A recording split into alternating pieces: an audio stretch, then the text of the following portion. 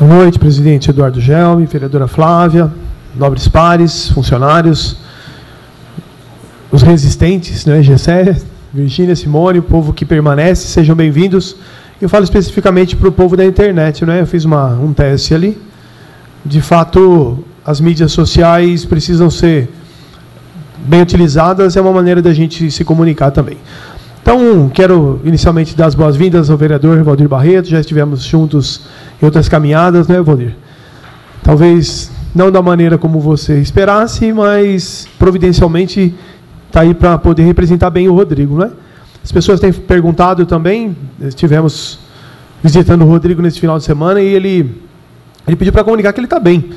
E visualmente a gente viu que ele está bem, isso é o mais importante, não é? Então, ele só pediu para comunicar para as pessoas não criarem muita ansiedade, porque para ele está sendo difícil demais não se envolver, não é? E pela saúde dele é importante que, de fato, que ele possa concentrar os esforços, concentrar todas as forças na recuperação, não é? Então isso é o mais importante agora. Então não achem que ele não quer se envolver. Ele pediu para falar, né? Literalmente, ele saiu das redes de alguns grupos, mas simplesmente para que ele possa focar na recuperação, e a gente espera que seja rápida essa recuperação.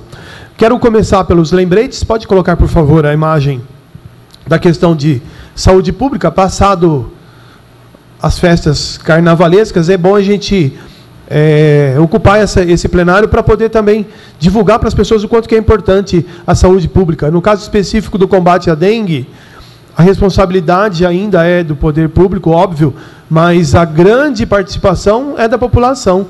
Na sexta-feira, eu acompanhei um dos fiscais ali na Planalto, onde meus pais moram, não é? E aí, por surpresa, a gente acabou identificando 2 casas fechadas, porque as pessoas não estão morando. Então, de fato, é necessário uma questão mais atuante do poder público, e sendo justo, a população precisa participar, não é? É necessário, quanto mais comunicado, melhor. Então, como vereador, o que eu vou fazer essa semana? Eu vou até procurar a questão do Flávio ali para a gente identificar, também eu acho que é uma parceria da zoonose, o que a gente pode divulgar nas escolas, divulgar nos eventos públicos, para que as pessoas não baixem a guarda. Acho que é a melhor tradução, não é? O mosquito, ele é rapidamente proliferado, então é necessário que a guarda não seja baixada. Então fica aí o lembrete. Pode colocar o outro, né? Eu vou divulgar na rede social, uma maneira da gente ajudar a alertar, não é? As figuras são muito objetivas, e as pessoas olhando ali, ele lembra de fechar uma caixa d'água, de não deixar água no potinho de flor, e assim, cuidar da calha, não é? A gente, cada vez que a gente manifesta o nosso conhecimento, a gente pode convencer as pessoas da importância. Não adianta eu sozinho ou nós sozinhos cuidarmos da nossa casa se o vizinho não está ali informado do assunto. Então, eu acredito que é um assunto importantíssimo para a gente recuperar. Pode passar? Quero tomar também a liberdade de falar da campanha da fraternidade, não é? 2019, Fraternidade e Políticas Públicas. Muitas pessoas talvez ainda caiam na tentação por não conhecer a questão da participação da Igreja Católica. Ela vem desde 1967 como campanha da fraternidade. Então, hoje, o presidente da CNBB, o cardeal Dom Sérgio Rocha, ele falou uma frase que é importante, primeiro para a gente oportunizar, não é? A gente ter a oportunidade de falar para as pessoas que não é a igreja se metendo na política, mas é uma oportunidade muito grande de levar a igreja onde a política não está funcionando. Talvez se a gente leva a boa notícia ali, o evangelho, para quem é cristão, nas questões de políticas públicas, a gente ganha uma grande oportunidade. Especificamente, o que eu quero tratar? Eu vou tratar durante a quaresma, faço questão de trazer para que a gente reflita, e o primeiro ponto da reflexão da campanha da fraternidade, ela usa o método ainda, o ver, o julgar e o agir, não é? O ver aos olhos do evangelho, literalmente. Então, a gente precisa deixar claro para as pessoas que política pública não tem nada a ver com política partidária. Muitas vezes, talvez porque as pessoas tenham ainda uma aversão à política partidária, por culpa, né, da própria política partidária, de muitos políticos que não representam bem a população, pode criar, talvez, nas pessoas, não quero me envolver. Então, um exemplo claro de política pública é o que a campanha convida. No texto base, abre aspas, À luz da palavra de Deus e da doutrina social da igreja, que é um outro documento, fica aí uma curiosidade, quem quiser pesquisar, a doutrina social da igreja, ela traz todas as bases das doutrinas sociais que nós vivemos aí nos últimos tempos. Né? Muitas pessoas enxergam talvez só um lado ou só uma cor de determinada situação, mas a doutrina social é o que faz trazer comida para as crianças que não tinham. A doutrina social é o que trouxe para o Brasil, por exemplo, combater uma mortalidade infantil, que era em cerca de 60, muitas vezes 70 crianças de cada 100 no Nordeste. Né? Por exemplo, a Pastoral da Criança, que consegue, de uma maneira voluntária, tirar a criança de uma desnutrição. Então, essa é a doutrina social, é um documento. Volta, para fortalecer a cidadania e o bem comum, trazendo sinais de fraternidade. O texto base descreve, entre outros tópicos, os ciclos e as etapas de uma política pública e faz a distinção entre a política de governo e as políticas de Estado. Só um lembrete, política de Estado é aquilo que funciona bem. Né? Mudam-se as legislaturas, mudam-se os governadores, prefeitos, presidentes, e a política de Estado boa, ela precisa funcionar para o bem do povo. A política de governo é aquela situação que ainda me deixa incomodado, não é? Então muda o prefeito, ele vai, pinta a cidade da cor que ele acha, pinta todos os carros da maneira que ele acha melhor, muda o uniforme das crianças, quando tem uniforme, né? Nas cidades que tem uniforme, ele consegue mudar até o uniforme. Mas isso é política de governo, então há uma distinção. Se de fato a gente consegue ter uma comunidade presente, atuante, a gente fortalece. A campanha da fraternidade vai falar muito dos conselhos municipais. Exemplo claro é o conselho municipal, quando ele não está politicamente influenciado. Politizado, eu espero que ele esteja, até porque quanto mais politizado, mais educado, ele vai reivindicar melhores situações. Mas se a gente consegue ter um conselho, que aquela disponibilidade, não é, a participação popular e a participação do governo, ela de fato paritária, mas que vai para o bem comum, a gente tem fruto de um conselho bem atuante. Então isso que a campanha da fraternidade nos convida. Então, acredito, como acompanho há muito tempo, a frase maior que me chamou a atenção é essa aqui, ó. A conferência do CNBB, né, a Conferência Nacional dos Bispos do Brasil, convida a todos a percorrer o caminho da participação na formulação, avaliação e controle social das políticas públicas, em todos os níveis, como forma de melhorar a qualidade nos serviços prestados ao povo brasileiro. Então, eu quero crer que é uma oportunidade. Quanto mais a gente fazer com que as pessoas, de fato, se envolvam na política através de conhecimento, a gente vai ter um benefício para a população. A partir daí, quero comentar sobre o que aconteceu no final de semana, né, na nossa cidade. Então, um exemplo da questão específica do carnaval. Que bom que deu certo, não é? A nossa preocupação, a minha preocupação, quando eu falei na outra semana, e algumas pessoas não entenderam, e eu volto a reafirmar para quem não entendeu, a matemática, ela é fria.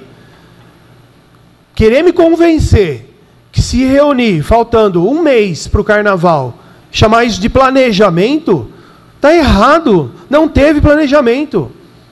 Deixar na última semana a responsabilidade de uma associação. E aí lavar as mãos, o poder público, o poder executivo, lavar as mãos e falar assim, foi culpa da associação que não se programou. E aí não teve janeiro, não teve dezembro, não teve novembro, outubro, e assim sucessivamente. Não poderia o poder executivo ter planejado melhor e ter cobrado uma ação melhor? O que eu trago de ponto positivo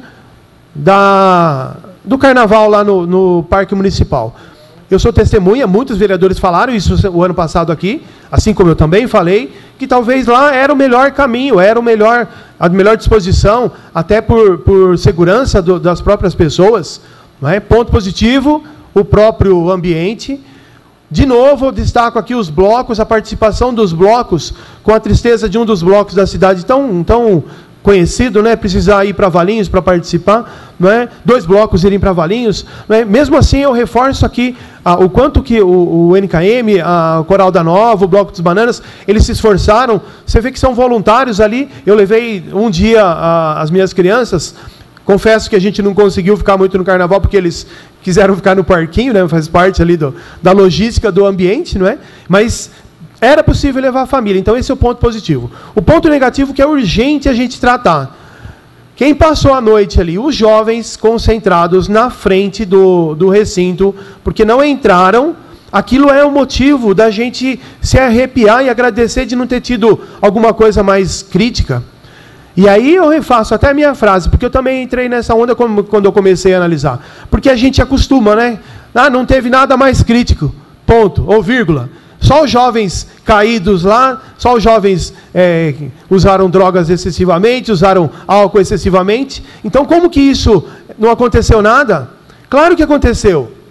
Óbvio também que eu não estou aqui para imaginar que a solução de todo o país está na postura do Poder Executivo no Carnaval de Vinhedo. Óbvio que tem uma participação clara da família envolvida na situação. Mas, se a gente tem uma ação preventiva, a gente consegue evitar aquele ambiente.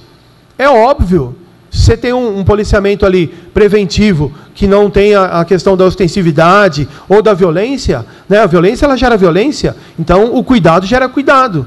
Então fica um alerta, um cuidado para que a gente pense, aí tem 350 dias, né, menos do que o ano passado, até porque o Carnaval ano que vem é 25 de janeiro, é necessário um planejamento correto. Não é? Dei as dicas da semana passada, e não como presunção, mas para voltar a alertar. Como é que conseguiu fazer a festa da uva de uma maneira interessante? Tinha lá todo eu falei a semana passada, né? Tinha todo um aparato público apoiando uma empresa particular, uma empresa privada que realizou o evento. Então, por que num evento público a gente não tem esse aparato? Então, é importantíssimo. Eu vou continuar esse tema semana que vem, eu só quero terminar esses 3 minutos, só reforçando a importância da gente cuidar dos jovens, não é? Hoje a gente, agradeço essa casa, aprovamos 2 projetos, e um deles fala da Semana do Jovem, não é? Quanto que a gente está preparado para oferecer alternativas para o jovem de Vinhedo, sejam alternativas culturais, alternativas de trabalho, alternativas para criar uma família, né? Quanto que o jovem consegue arrecadar um dinheiro para comprar um terreno, etc. Então isso é política pública. Quando a gente pensa a questão do jovem, me vem à cabeça a questão desemprego. Até por questão profissional, a gente tem uma estatística do ano passado, 2018, que ela é assustadora, que para cada 100 brasileiros desempregados, entre 16, vou até pegar o dado certinho, entre 16 e 18 anos, vou até detalhar, ó, de novo, hein? Para cada 100 desempregados, entre 14 e 17 anos, são 42 jovens. De cada 100 desempregados, de 18 a 24 anos, tem mais 26 jovens. Ou seja, a gente tem aqui cerca de 70 jovens desempregados para cada 100 desempregados no país. Só fazendo uma menção à grande fala do nobre vereador Valdir Barreto, essa estatística se reflete também na questão das mulheres, né? Na questão das mulheres, também para cada jovem desempregado, 51% são mulheres. E das mulheres desempregadas, 26% são jovens mulheres, né? Então, de fato, a gente tem é um ciclo vicioso, né? A gente precisa, de fato, pensar e repensar a política pública. Então, a minha sugestão é que o Poder Executivo trace metas e objetivos concretos. Quando a gente está ouvindo aqui, a gente ouve, né, o despreparo, talvez, de uma secretaria que não tem o que oferecer para o jovem. Que cultura você vai oferecer para o jovem? Para mim é lavar as mãos, ficar aí nas esquinas, ficar nas internets, não assumir a responsabilidade e ficar aí falando mal dos jovens, como se o problema fosse particular da juventude no nossa cidade. Ele não é particular, mas a gente também não pode se acostumar. A gente precisa propor algo diferente. Então, vem aqui como uma proposta concreta, vou encaminhar ao Poder Executivo, para que, se não tenha na história, não consegui achar, mas que urgentemente seja colocado em prática o Conselho Municipal da Juventude. Assim como tem o Conselho Municipal da Criança e do Adolescente, é necessário colocar o Conselho Municipal da Juventude para que ele tenha uma ação eficaz e eficiente. Ou seja, fazer certo, da maneira certa, no alvo correto. A gente tem uma ação excelente para poder trazer para a cidade de Vinhedo jovens que queiram buscar algo a mais. Senão a gente fica aí com uma série de desempregados e a gente não vê uma perspectiva. Então, Por essa noite é só, fiquem com Deus.